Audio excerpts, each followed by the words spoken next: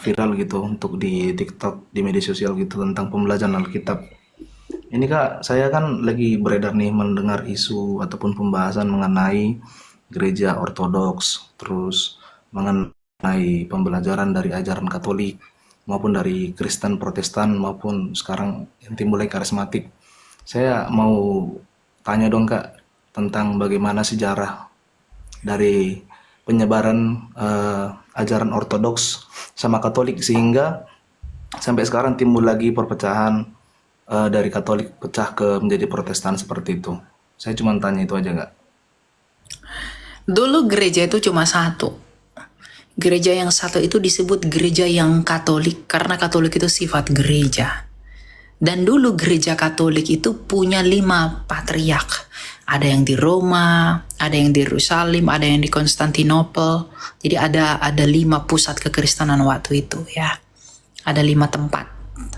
Ada yang dipimpin masing-masing Rasul Yakobus, Rasul Andreas, Markus, suksesinya Petrus dan lain-lain. Nah, kemudian pada tahun sebelum tahun 1054 itu sudah ada skisma-skisma kecil, itu sudah ada. Tapi pada tahun 1054 itu ada skisma besar, yaitu tentang filioque.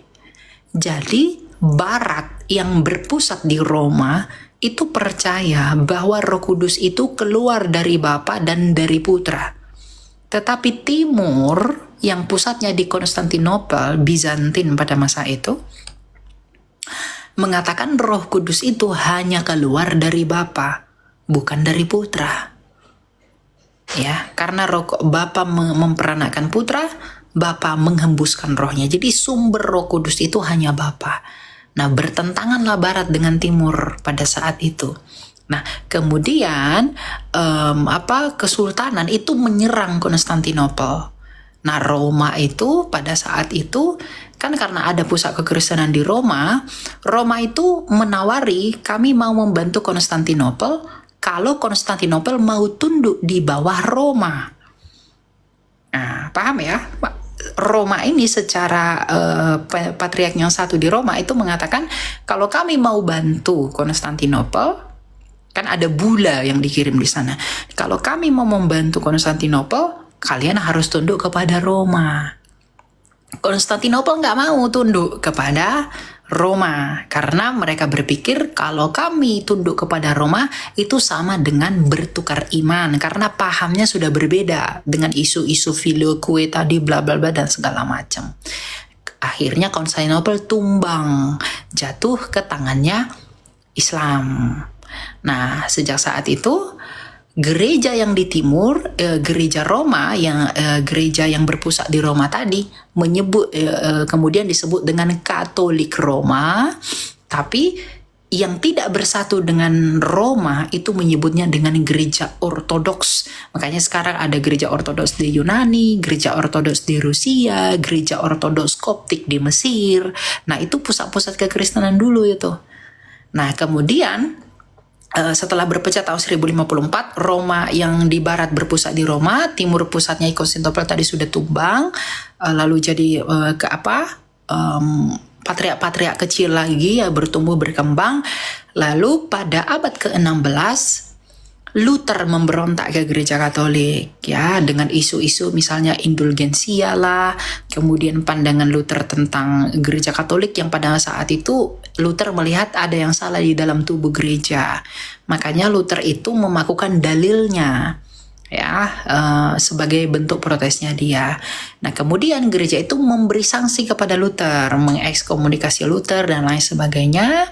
Yang kemudian berkelanjutan, Luther itu ketika protes kepada gereja Katolik yang Roma Ortodoks tidak terpengaruh. Ortodoks itu tetap bertumbuh di timur, tetapi Katolik ini harus menghadapi Luther. Nah, ketika Luther itu protes, maka pada akhirnya yang mengikuti aksinya Luther memprotes gereja pada masa itu, itulah gereja Protestan. Nah, gereja Protestan saat itu adalah Lutheran tradisional yang liturginya, cara ibadahnya itu masih mirip dengan gereja Katolik. Nah, sedangkan gereja Katolik sudah mengekskomunikasi Luther. ya, karena Luther tuh dianggap bidat, ya, tidak selaras dengan ajaran gereja gitu loh. Nah, Katolik tetap bertumbuh sebagaimana mestinya. Katolik menyebar, Protestan juga menyebar. Ketika Protestan menyebar, ada Luther, kemudian lahirlah tokoh-tokoh Protestan yang lain lagi. Ada Calvin, ada Zwingli, dan lain sebagainya. Di akhir modern ini, kemudian muncul lagi gereja-gereja yang tidak mau bersatu dengan Protestan, yaitu Lutheran, dan tidak bersatu dengan Katolik ataupun Ortodoks. Itulah gereja-gereja karismatik. Gereja-gereja yang mengedepankan karismata. Gitu. Jadi memang itulah pertumbuhan gereja dari awal. Singkatnya begitu. Panjangnya. Ya. Iya sih Kak, karena memang kan banyak simpang siur juga kan tentang ajaran-ajaran mereka, belum juga dapat di lingkungan kita teman-teman yang dari aliran ortodok mereka menyimpulkan sendiri dan juga dari Katolik menyimpulkan sendiri, jadi nggak dapat jalan tengah. Sehingga kan di sini kan aku lihat Kakak seperti menjelaskan secara rinci tentang apa yang memang dibahas dan juga bagaimana latar belakang dan sejarahnya. Nah, cuman Kak, ini kan aku masih pengen belajar mendengar lagi ya Kak. Boleh nggak Kak, aku tetap di atas gitu buat mendengar penjelasan dari Kak, karena memang kita butuh pembelajaran lagi gitu Kak. Karena aku salut juga sama Kakak gini, masih usia muda cuman pemahamannya itu jauh dari orang-orang yang berusia lebih dewasa dari Kakak seperti itu. Salut aja sih. Tapi nggak apa-apa kan Kak kalau kita tetap di atas gitu, aku mau mendengar lagi gitu. Lebih mau mempelajari lagi karena hal-hal yang seperti ini yang memang perlu anak-anak muda Kristiani lebih paham, sehingga teman-teman juga di luar sana ketika ditantang debat ataupun diskusi oleh teman-teman dari agama lain lebih paham dan tidak simpang siur seperti itu Kak. Ya, kamu kalau mau menyimak kamu boleh di bawah saja ya. Soalnya jaringan saya tuh kadang macet kalau ada yang naik di atas lebih dari satu orang. Apalagi yang bertahan. Nanti kalau kamu merah saya ikutan merah. Gitu ya. Jadi kalau mau nyimak di bawah aja ya. Oke, siap-siap Kak. Oke, ya. Makanya saya kadang Timothy tuh minta naik tuh. Timothy tuh teman saya ya. Terus